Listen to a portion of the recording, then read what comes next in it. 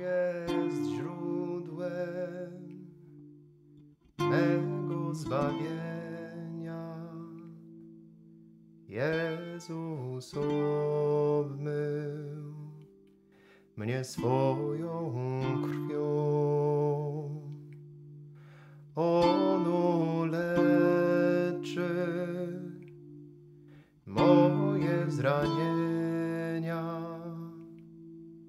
Krzyż Jezusa nadzieją mą.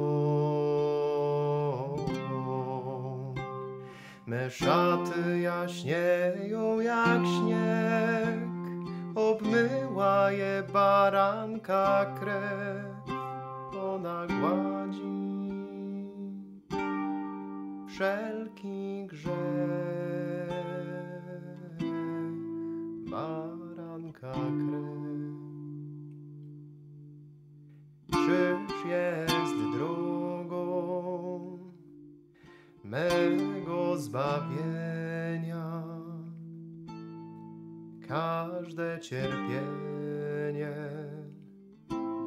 oczyszcza mnie.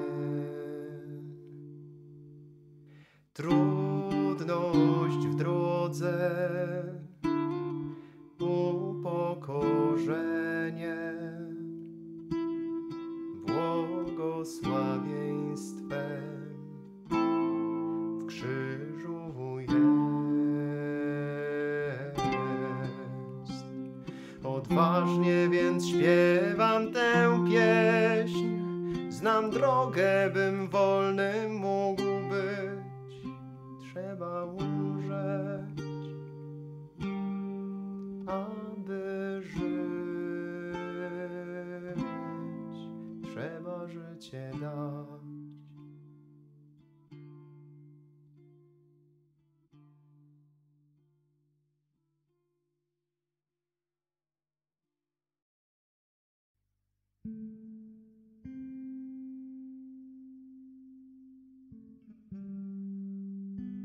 Z Ewangelii według świętego Mateusza.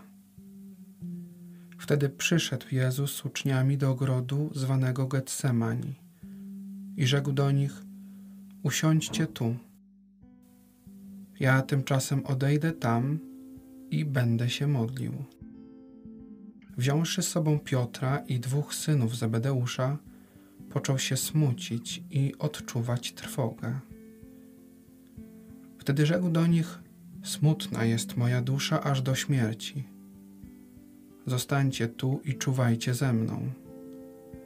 I odszedłszy nieco dalej, upadł na twarz i modlił się tymi słowami: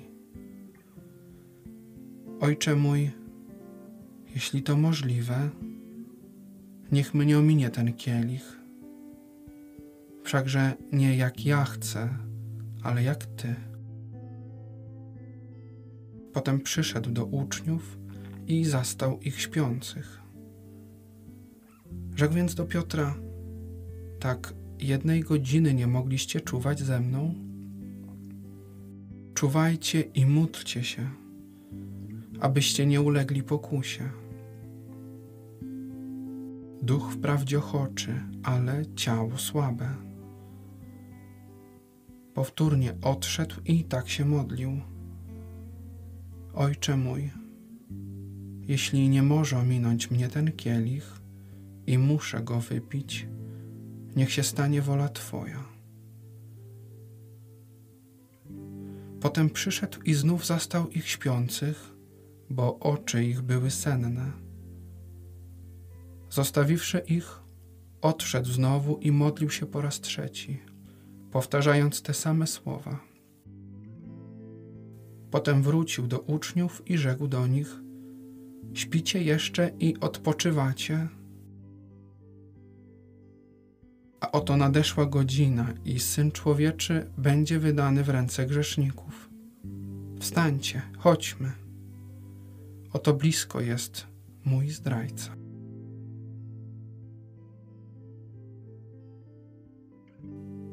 Jezus z uczniami udają się do miejsca, które dobrze znają. Dla uczniów być może jest to noc jak jedna z wielu, gdy Jezus zabierał ich w ustronne miejsce, aby się modlić.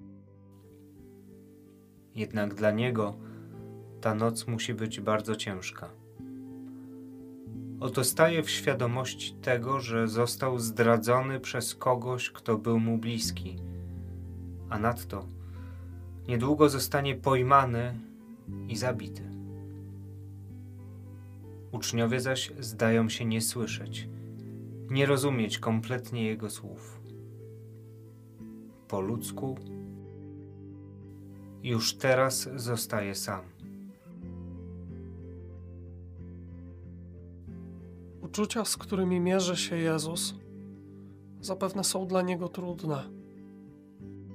Ale przeżywając ten straszliwy ból wynikający z osamotnienia, ten wielki lęk przed męką, Jezus pozostaje w pełni przejrzysty. Zarówno przed swoim Ojcem na modlitwie, jak i przed swoimi uczniami. Idzie za swoimi potrzebami. Prosi uczniów o to, aby byli przy Nim. Ojca zaś o to, aby oszczędził mu tego straszliwego cierpienia, które czeka na Niego. Jezus pozwala sobie na to, aby przeżywać swoje uczucia, ale jednocześnie nie zamyka się. Nie zatrzymuje się nad nimi. Potrafi ustawić je we właściwej hierarchii. Pomimo tych uczuć, Jezus nie blokuje się. Nie ucieka przed tym, co musi zrobić. Nie porzuca tego, co jest dla Niego najważniejsze. Będąc w kontakcie ze swoimi emocjami i cierpieniem, dalej jest w stanie działać. Podnosi się z kolan i podejmuje inicjatywę.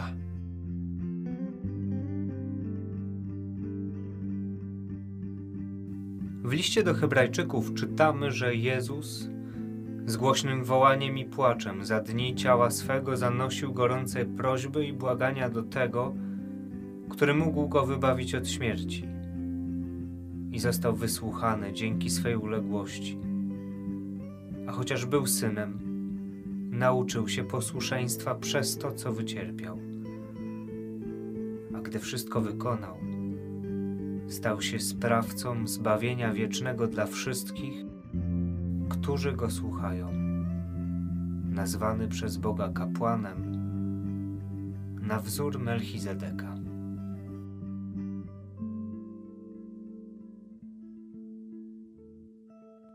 Czy pozwalasz sobie przeżywać swoje emocje?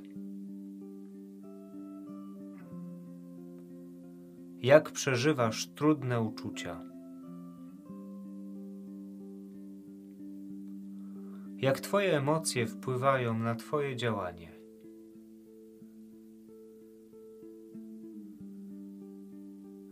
Czy potrafisz dostrzegać emocje innych oraz trudności, jakie inni przeżywają?